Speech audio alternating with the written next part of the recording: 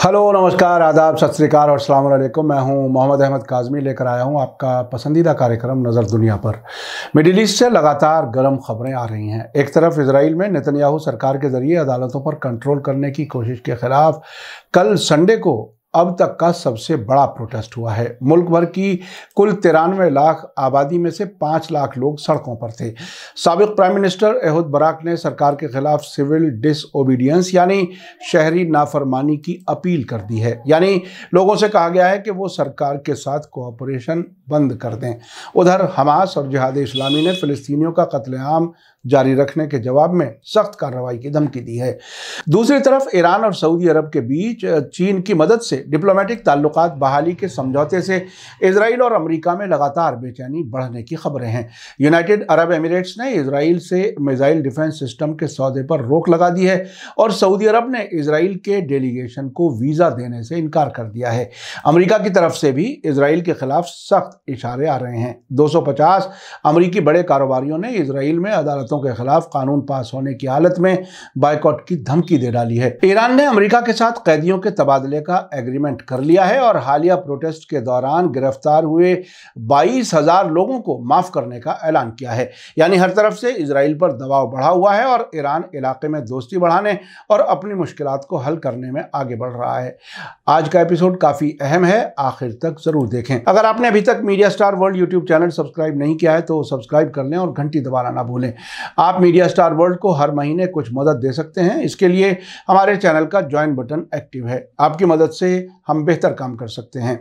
Israel में लगातार बिगड़ते हालात के दरमियान कल 10वें हफ्ते के आखिर में यानी तकरीबन 2.5 महीने से हर संडे होने वाले प्रोटेस्ट में कल 5 लाख लोगों ने हिस्सा लिया है, जिनमें से सिर्फ राजधानी तेल अवीव में तकरीबन 2 लाख प्रोटेस्ट करने वाले सड़कों पर थे। बाकी 3 लाख लोग दूसरे शहरों में प्रोटेस्ट कर रहे थे। मिडिल ईस्ट मॉनिटर ने खबर दी है कि साबिक प्राइम मिनिस्टर एहूद बाराक ने सरकार के जरिए अदालतों पर कंट्रोल की कोशिशों के खिलाफ सविनय अवज्ञा यानी सिविल नाफरमानी करने की अवाम को अपील की है। एहूद बाराक ने एक प्रेस बयान में कल कहा है कि एक सरकार डेमोक्रेसी के रिसोर्सेज का गलत इस्तेमाल करके इसे अंदर से तबाह करने के लिए गैर कानूनी तरीके से आगे बढ़ रही है। उन्होंने कहा कि यह सिर्फ शहरियों का हक नहीं है, मेरी नज़र में यह सभी नागरिकों की जिम्मेदारी है कि वे बदकिस्मती से सिविलियन नाफरमानी की तरफ बढ़ें। उन्होंने खुफिया एजेंसियों के सरबराहों, सिक्योरिटी अमले और पुलिस से जुडिशल ओवरहॉल को रोकने की अपील की है। मिडिल ईस्ट मॉनिटर के मुताबिक एक ताज़ा अवामी सर्वे में जुडिशल ओवरहॉल के खिलाफ रिजर्व फोर्सेस के हुक्म मानने से इनकार को बड़ी सतह पर सपोर्ट मिली है। इस कानून को अपोजिशन पार्टियां अदालतों के इख्तियारात में बड़ी रुकावट मान रही हैं। यह सर्वे इजराइल के बड़े अखबार एडियोत अखरोनोट ने छापा है, जिसका ट्रांसलेशन सफा न्यूज़ एजेंसी ने जारी किया है। इसके मुताबिक सर्वे में बताया गया है कि अपोजिशन से जुड़े 70% लोग रिजर्व फोर्सेस के जरिए सर्विस से इनकार किए जाने को सपोर्ट करते हैं। उनका मानना है कि जुडिशल ओवरहॉल एक तरह से इंसाफ का तख्ता पलट है। सर्वे के मुताबिक 31% फार राइट सपोर्टर्स भी रिजर्व फोर्स के जरिए सर्विस से इनकार को सपोर्ट कर रहे हैं, जबकि लेफ्टिस्ट्स के दरमियान 87% लोगों ने रिजर्व फौजियों के फैसले को सही बताया है। अब से पहले हम आपको बता चुके हैं कि इजरायली एयरफोर्स के 69वें स्क्वाड्रन के 40 में से 37 पायलट्स ने ड्यूटी से इनकार कर दिया है। उनके अलावा हाल ही में इजराइल की एयरलाइन एल अल के मॉडर्न बड़े जहाज 777 के पायलट ने नेतन्याहू और उनके डेलीगेशन को इटली ले जाने से इनकार कर दिया था, जिसकी वजह से उन्हें छोटे जहाज 737 से दौरे पर जाना पड़ा था।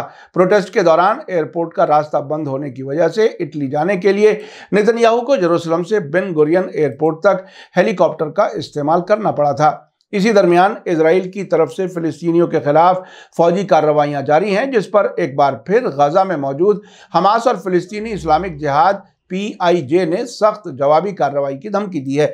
हमास और इस्लामिक जिहाद ने कल संडे को 3 फिलिस्तीनियों को इजरायली फौज के जरिए नबलस के साउथ वेस्ट में सर्रा फौजी चौकी के पास गोलीबारी में कत्ल किए जाने पर जवाबी कार्रवाई की धमकी दी है।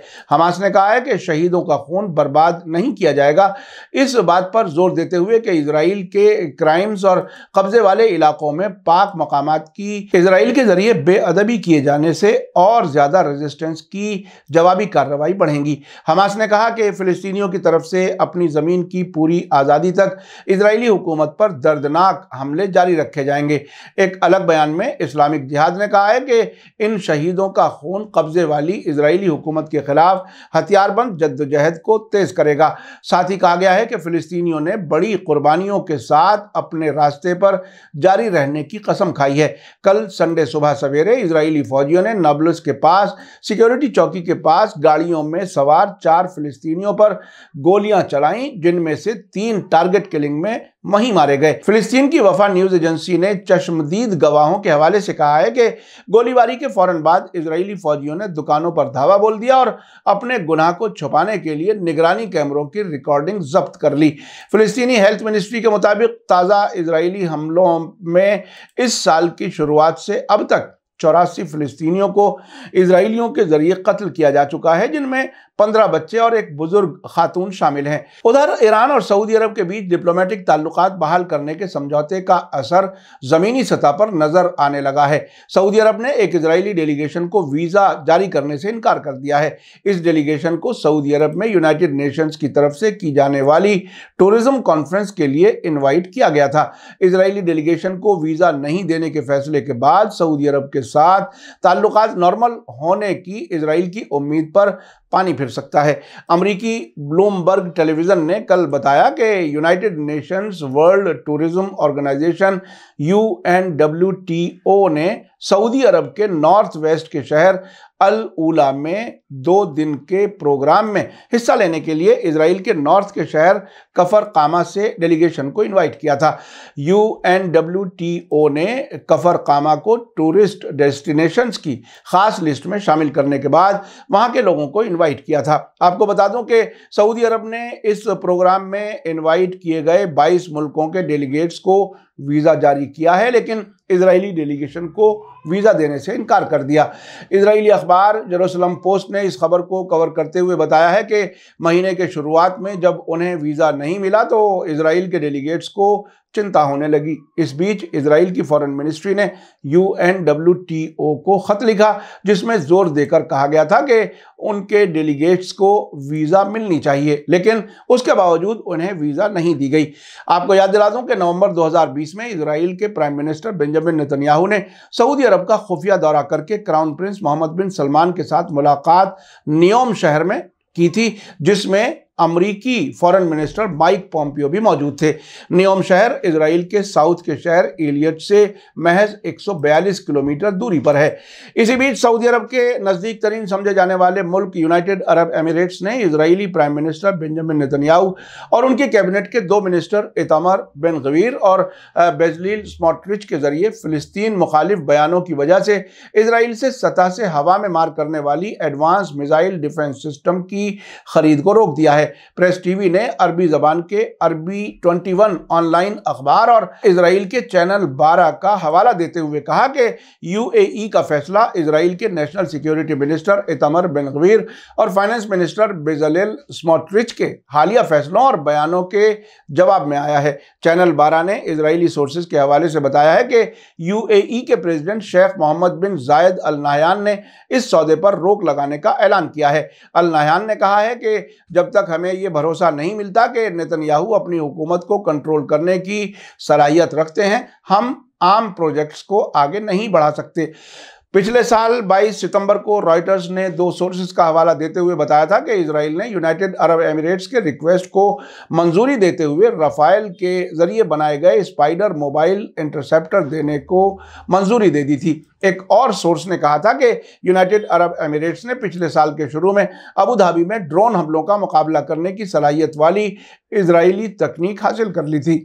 उधर ईरान और सऊदी अरब के बीच हुए समझौते पर अमेरिका के साबिक नेशनल सिक्योरिटी सलाहकार जॉन बोल्टन ने अमेरिका को अभी भी बैठे रहने के खिलाफ वार्निंग दी है कि चीन दुनिया में अपना रोल बढ़ा रहा है और रूस के करीब बढ़ रहा है। वॉशिंगटन के अखबार द हिल के मुताबिक जॉन बोल्टन ने संडे को ABC पर रेडियो होस्ट जॉन कैट्सिमेटिडिस को कैट्स राउंड टेबल शो के दौरान बताया था कि हम अभी भी बैठे हैं और चीनी, रूसी, ईरान, नॉर्थ कोरिया और कई और मुल्क अपने ताल्लुकात मजबूत करने के लिए आगे बढ़ रहे हैं और कई अलग अलग जगहों पर हमें धमकी भी दे रहे हैं। उनके मुताबिक ईरान और सऊदी अरब के बीच समझौता इस बात का इशारा है कि सऊदी और दूसरे मुल्क चीन और रूस के साथ खुद को जोड़ने की कोशिश कर रहे हैं, क्योंकि उन्हें नहीं लगता कि अमेरिका के पास ईरान के खिलाफ दुनिया की हिफाजत करने के लिए ज़रूरी इरादा है जो उन्हें करने की ज़रूरत है। जबकि दूसरी तरफ चीन के पास एक स्ट्रेटजी है जिस पर वो अमल कर रहा है।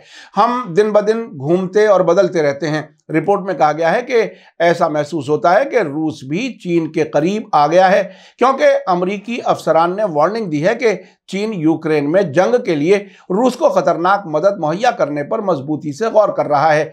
इस सब के बीच अमेरिका की तरफ से भी इजराइल को बड़ा झटका लगा है। मिडिल ईस्ट आई ने खबर दी है कि 250 से ज़्यादा अमरीकी बड़े कारोबारियों ने कल एक खुले खत में वार्निंग दी है कि इजराइल में जुडिशियल ओवरहॉल के बाद इंटरनेशनल सतह पर इजराइल को डिफेंड करना उनके लिए ज़्यादा मुश्किल हो जाएगा। उन्होंने कहा कि बिजनेस कम्युनिटी में कई leaders investment, talent sourcing, engineering centres का बनाया जाना और इंटेलेक्चुअल प्रॉपर्टीज़ के लिए स्ट्रेटेजिक डेस्टिनेशन के तौर पर इजराइल पर भरोसा किए जाने पर फिर से गौर करने पर मजबूर हो सकते हैं। उधर ईरान से खबर है कि उसने अमेरिका के साथ कैदियों की अदला बदली के लिए समझौता कर लिया है। साथ ही ईरान की सरकारी न्यूज़ एजेंसी इरना ने खबर दी है कि हालिया प्रोटेस्ट में गिरफ्तार किए गए 22,000 लोगों को माफ़ करके रिहा करने का फैसला किया गया है। आपने देखा कि एक तरफ इजराइल में तनाव बढ़ रहा है, बड़े प्रोटेस्ट हो रहे हैं, सिविल नाफरमानी की अपील की जा रही है, हमास और जिहाद इस्लामी की धमकियां हैं, सऊदी अरब ने इजरायली डेलीगेशन को वीज़ा देने से इनकार किया है, यूएई ने इजराइल से अहम हथियार लेने पर फिलहाल रोक लगा दी है। अमरीकी कारोबारी लोगों ने कहा है कि अगर इजराइल जुडिशियल ओवरहॉल के मामले में आगे बढ़ा तो उसके साथ कारोबार नहीं किया जा सकता। दूसरी तरफ ईरान गैर मुल्की दुश्मनों की तादाद कम करते हुए मुल्क के अंदर गिरफ्तार लोगों को रिहा कर रहा है। सऊदी अरब के साथ समझौता होने के बाद हालात काफ़ी बदल रहे हैं।